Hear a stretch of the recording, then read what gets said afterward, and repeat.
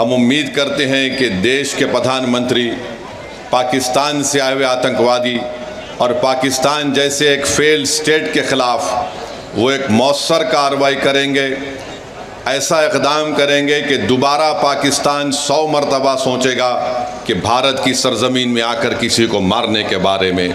मेरे अज़ीज़ दोस्तों और बुज़ुर्गों, मैं आपको ये बताना चाहता हूँ कि पाकिस्तान ये पूछ रहा है कि भारत के पास अगर कोई प्रूफ है तो दो।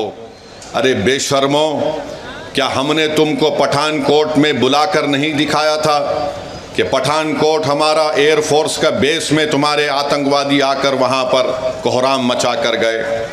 तुम्हारी लोग पाकिस्तान से आकर देखे, उसके बावजूद भी तुमने उन आतंकवादियों के ख़िलाफ़ कोई एक्शन नहीं लिया। 26/11 का वाक़या हुआ, मैं जानता हूँ आंध्र तेलंगाना में निज़ामाबाद एक इलाक़ा है, वहाँ की हमारी एक बेटी जिसकी शादी हो के चंद दिन हुए थे, उसने अपने ख़ानदान वालों के साथ वीटी स्टेशन पर थी। पाकिस्तान से आए हुए आतंकवादियों ने वीटी स्टेशन पर गोलियां मारकर लोगों की हत्या की, तो उसमें निज़ामाबाद की एक नई दुल्हन भी मारी गई थी। पाकिस्तान कभी भी इकरार नहीं करेगा कि उनके मुल्क से आतंकवादी आकर भारत में लोगों का कत्ल कर रहे हैं। पाकिस्तान को अब समझाने का वक्त ख़त्म हो चुका है। मैं बड़ी ज़िम्मेदारी के साथ जज्बात में लाए बगैर कह रहा हूँ कि ये वक्त जवाब देने का है, ये वक्त सोचने का नहीं है। वरना याद रखिए, हर 6 महीने, हर 2 महीने के बाद ये आती हैं, या तो हमारी फ़ौज या हमारी CRPF के जवानों को या फिर मासूम कश्मीरियों को निशाना बनाती हैं।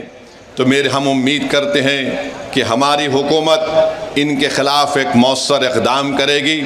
जितने भी इक़दामात, जितने फ़ैसले भारत सरकार ने लिए हैं, MIM पार्टी उसकी तायीद करती है। जैसे भी हो, पाकिस्तान को अगर कमज़ोर करने के लिए उनकी मईशत को, उनके इकानमी को कमज़ोर किया जा सकता है तो बराबर किया जाना चाहिए।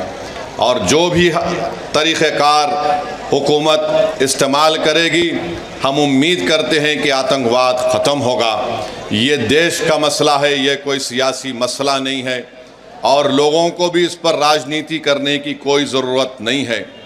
मैं आपको बताना चाह रहा हूँ कि हमारी बेटी जिसका नाम हिमांशी है, उसके पति को गोली मारकर 6 दिन के बाद शादी करके गए थे, उसका कत्ल कर दिया गया इन आतंकवादियों ने। ये हमारी बेटी हिमांशी का पैगाम देती है, हमारे देश में बसने वाले जो लोग हिंदू मुस्लिम का जहर फैला रहे हैं, वो कहती है कि मैंने अपने पति को खोया, मगर मैं नहीं चाहती कि मुसलमान और कश्मीरियों के ख़िलाफ़ नफ़रत के मज़ाहरे किए जाएं।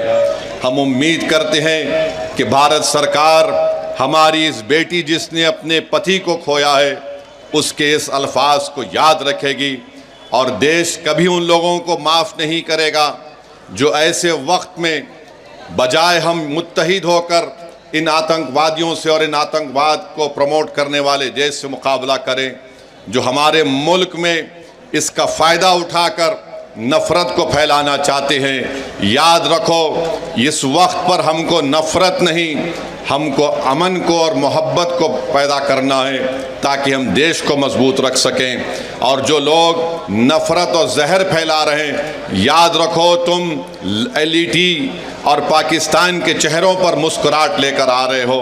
हम ये चाहते हैं कि इन जालिमों के चेहरों से मुस्कुराहट ख़त्म हो जाए। हम ये चाहते हैं कि जो लोग हमारे पड़ोस मुल्क में बैठकर हमारे बच्चियों को हम बेवा होते देख रहे हैं, हम ये चाहते हैं कि उनकी आंख में आंसू आएँ, वो रोएं, अपनी किस्मत पर रोएं। और आज ये वक्त है कि भारत को एक मुत्तहिदा तौर पर ऐसे लोगों के ख़िलाफ़ पैगाम देना है। हम भारत के प्रधानमंत्री से इस बात का मुतालिबा करते हैं कि जितने 26 लोग वहाँ पर मारे गए, भारत सरकार उनको शहीद का रुतबा दे, ताकि लोग हमेशा के लिए उनको याद रख सकें। ये मैं ही नहीं कह रहा हूँ, बल्कि उन परिवार के लोग इस बात का मुतालिबा कर रहे हैं कि जो लोग मारे गए उनको शहीद का रुतबा दिया जाए। जो मारे गए उनके परिवार के लोग कह रहे हैं कि हम इंतज़ार कर रहे हैं कि कब हमारे मरने वालों से इंसाफ होगा।